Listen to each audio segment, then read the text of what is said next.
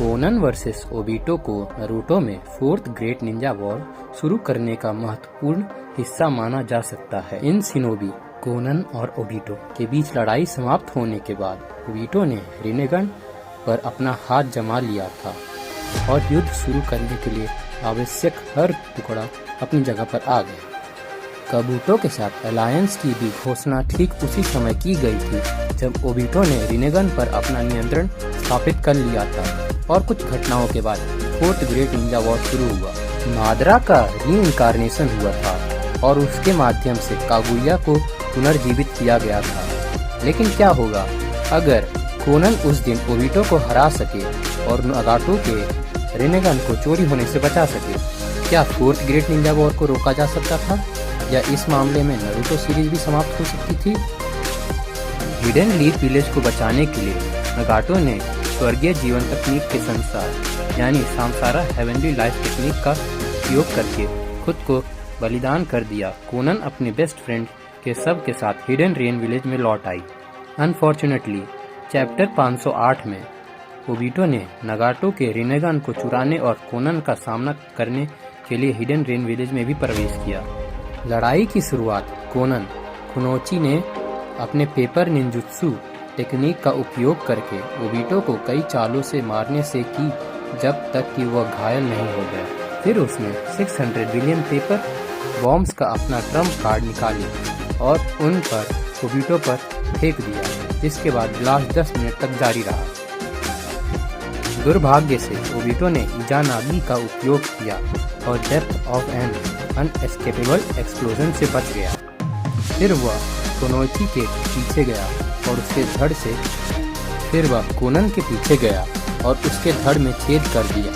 बाद में उसने उसे गेंजुत्सु में डाल दिया और उसे नगाटो का स्थान बताने के लिए मजबूर किया। टोबी ने फिर यात्रा की और रिनेगन पर अपना हाथ जमाया। इस तरह फोर्थ ग्रेट निंजा वॉर के लिए पहला कदम पूरा किया। बाद में ओबीटो का सामना काबूटो से हुआ, जो उसे सास्के के बदले में व्हाइट जेत्सु क्लोन की असीमित सेना देने सहमत हो गया। अंततः ओबीटो ने स्वीकार कर लिया और चौथा महान निंजा युद्ध शुरू कर दिया। लेकिन अगर कोनन अपने 600 बिलियन पेपर बॉम्ब्स से ओबीटो को हराने में कामयाब रही होती तो स्थिति कैसी होती? यदि ओबीटो की पेपर बॉम्ब विस्फोट में मृत्यु हो गई होती तो कोनन अपने मित्र के केके गेनकाई रिनेगन को दुश्मन के हाथ में पकड़ने से बचाने में सक्षम हो सकती थी। इसके अलावा फोर्थ ग्रेट निंजा वॉर की घोषणा को भी टाला जा सकता था, क्योंकि ओबीटो दुश्मनों का फ्रंटमैन काबूटो मादरा को रीइंकार्नेट कर सकता था, जैसा कि उसने मांगा एनिमे में किया था। फिर भी मादरा का पुनर्जन्म संभव नहीं होता, क्योंकि ओबीटो को उस पर रिने रिबर्थ डालना था। अंत में कागुया का रिवाइवल भी संभव नहीं हो सकता था, क्योंकि मादरा सेज ऑफ 6 पाथ चक्र रीइंकार्नेट बॉडी में हासिल नहीं कर पाता, जिससे Naruto fourth great Ninja war की शुरुआत से पहले समाप्त हो जा सकता था।